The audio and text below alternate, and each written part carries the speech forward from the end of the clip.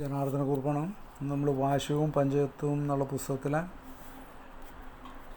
പഞ്ചഭൂത തത്വധ്യാനം എന്നുള്ളതിൽ മൂന്നാമത്തെ അഗ്നി തത്വധ്യാനത്തെയാണ് പറയുന്നത്. പേജ് 183. ബുധം മുതൽ ഹൃദയം വരെയുള്ള ഭാഗം അഗ്നിയംശമാകുന്നു. അഗ്നിഭൂതത്തെ ധ്യാനിച്ച് സ്വീകരിക്കണം. ഇവിടെ അഗ്നിബീജ മന്ത്രമായ രം ധ്യാനിക്കണം. തള്ളവിരലാണ് അഗ്നി. തള്ളവിരൽ തുടങ്ങുന്ന മടക്കിൽ ഭൂമിഭൂതമായ മോതിരവിരൽ ചേർത്ത് വയ്ക്കുക. അതിനെ തള്ളവിരൽ കൊണ്ട് അല്പം അമർത്തുക. ഇത് അഗ്നി മുദ്രയാണ്. സൂര്യമുദ്ര എന്നും പറയും. അഗ്നി ത്രികോണത്തോടുകൂടി ചുവന്ന നിറമുള്ളതും രം യുക്തവുമാണത്.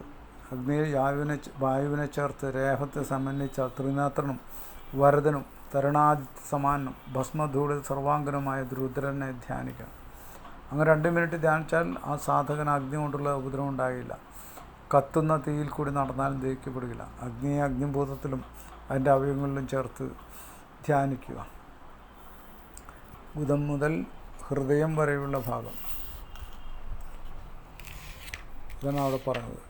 ആദ്യം പറഞ്ഞിട്ടുണ്ട് അഗ്നിയുടെ രൂപം, കാഴ്ച, പാദം, വിശപ്പ്, മോഹം, മോഹാലസ്യം, ഉറക്കം, തേജസ്, വ്യാനുന്ന വായു, മനോമയ കോശം, ഇതൊക്കെ അഗ്നിരൂപമാണ്. ഈ അവയവങ്ങളും ഹൃദയം വരെയുള്ള അവയവങ്ങൾ. വായുതത്വധ്യാനം. ഹൃദയം മുതൽ ഭ്രൂമധ്യം, നെറ്റിയിൽ പുരികങ്ങൾ കൂടിച്ചേരുന്ന സ്ഥാനം വരെയുള്ള ഭാഗം വായുവിൻ്റെ അംശമാണ്.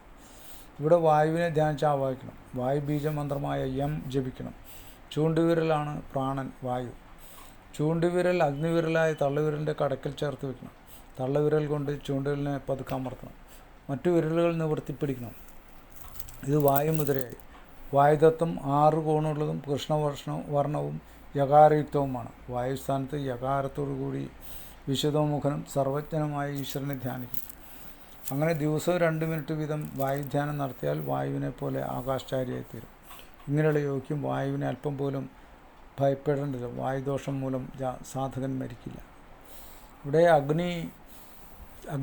അഗ്നി തത്വത്തിൻ്റെ മന്ത്രം രം എന്നാണ്. രം രം രം രം. അതിൻ്റെ കേന്ദ്രം പൊക്കിളാണ്. ബുധത്തിനും നെഞ്ചിനും ഇടയ്ക്കുള്ള സ്ഥലം. അത് അതിൻ്റെ കേന്ദ്രസ്ഥിതി പൊക്കിളാണ്. അവിടെയാണ് രം എന്നുള്ള മന്ത്രം ജപിക്കുന്നത്. അതോടൊപ്പം തന്നെ സർവാംഗനും രുദ്രന് ഭസ്മധൂളിതനും വായുവിനെ ചേർത്ത് രം എന്ന് വെച്ചാൽ ഉപയോഗിക്കാം. കത്തുന്ന തീയിൽ കൂടി നടന്നാലും ദോഷം വരില്ല എന്നാണ്. ഇവിടെ ഇതുപോലെ യകാരയുക്തമാണ്. വായുതത്വം ഹൃദയം മുതൽ ഭ്രൂമധ്യം വരെ, നെറ്റിയുടെ താഴെ പുരികങ്ങൾ തമ്മിൽ ചേരുന്ന സ്ഥലമാണ് ഭ്രൂമധ്യം എന്ന് പറയുന്നത്. തള്ളവിരൽ അഗ്നിയും ചൂണ്ടുവിരൽ വായുവും, അത് രണ്ടും ചേർത്ത് പിടിക്കാം.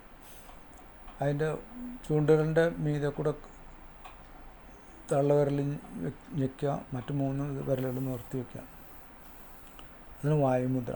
വായുതത്വം 6 ഗുണങ്ങളും കൃഷ്ണവർഷമായ യകാരയുക്തമാണ്. യം എന്നുള്ളതാണ് മന്ത്രം. എന്നിൻ്റെ സ്ഥലം അനാഹത ചക്രമാണ്. നെഞ്ചിലുള്ള അനാഹത ചക്രമാണ് അതിൻ്റെ സ്ഥാനം. അവിടെ ജപിക്കൊണ്ടിരിക്കുക.